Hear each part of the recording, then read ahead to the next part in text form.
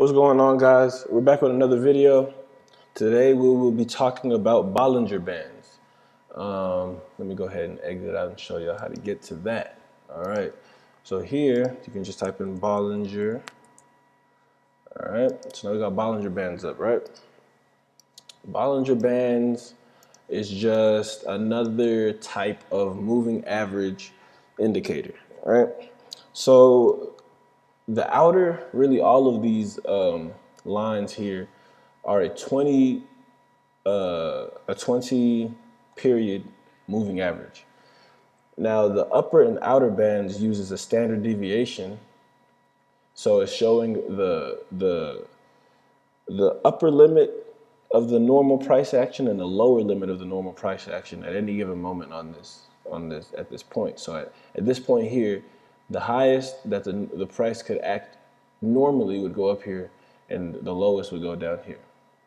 That's all that's showing. So it's showing the price range, right? So and this inner line here is just a regular 20 period moving average. So since the prices give the limits or the normal limits, so the Bollinger Bands are used to signal reversals for the most part. So one way people look at it is whenever the price touches or even breaks one of the bands. So here you see it comes and it touches the lower band and wants to reverse, right? And it wants to reverse back to this moving average. Now, if the trend is strong enough, it'll come through and break the moving average. So it comes here, it bounces, and it comes and touches that moving average. Comes back, breaks the Bollinger Band, and this time it goes through the moving average and comes and tries to touch the upper one. Comes back down, touches this moving average. So it just works as like a support and resistance. I wouldn't say to go by that every time. I wouldn't say to go by every time it comes in and touches the bottom, that means it's going to reverse. Sometimes there's more indication showing, what'll happen. In this case, we call this a W bottom, right? So as you can see, the price here looks like a W right here, right? Like a W. So what it does is it'll come and it'll break the Bollinger Band. Then it'll snap back up and come back and make, sometimes it'll come back and touch the Bollinger Band. For the most part, it will not break it again, but it will give you a higher low, in some cases a lower low. Whatever the case is, it'll be a W. After breaking this band, it'll be a W, and then it'll show a breakout. Now, if you look at this breakout, it's ridiculous, it's extensive, right?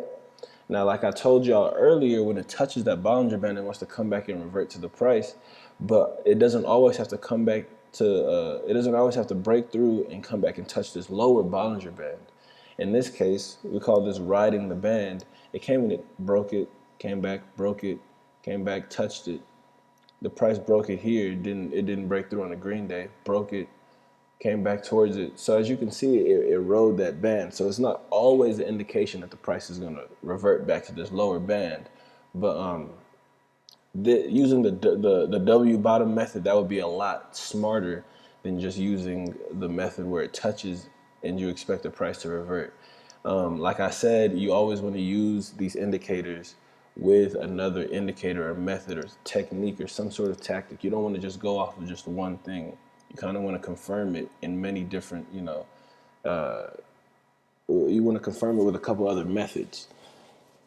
So yeah, that's Bollinger Bands. That's pretty quick and easy. It's one of my favorite ones to use.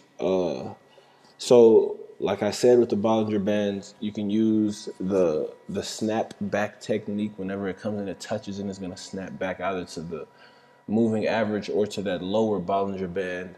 Or you can use that W bottom technique. Also, it's the same as the M top if it were to be the same formation, except with the top band, it would form an M and the price would reverse. You would see a breakout in the downward direction.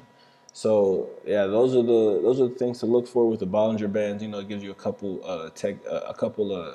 indicators or signals, and I think the Bollinger Band signals are a little stronger than some of the other signals. But when you use them with other signals, you get a pretty solid trade. So yeah, you guys go ahead, like, comment, subscribe to the page. Share it if possible. And yeah, thanks for watching.